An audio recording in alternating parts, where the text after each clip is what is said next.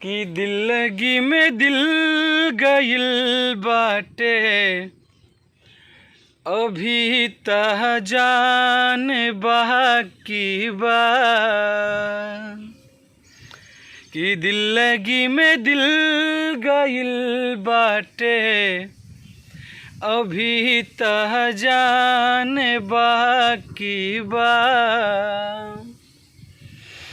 कहाँ अभी मन भरल बाटे, कहाँ अभी मन भरल बाटे, पूजा अजमान बाकी बा।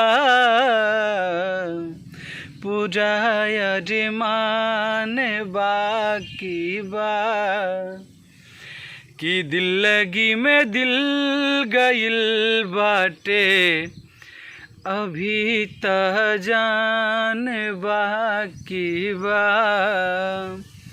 नमस्ते, प्रणाम, हर हर महादेव। मैं आप सबका अपना भाई भोजपुरी गायक प्रकाश रंजन, आप सबका अपना बेटा। अगर वीडियो अच्छा लगे तो आगे भी शेयर करिए और प्रकाश रंजन ऑफिशियल को सब्सक्राइब करना ना भूलिएगा। धन्यवाद।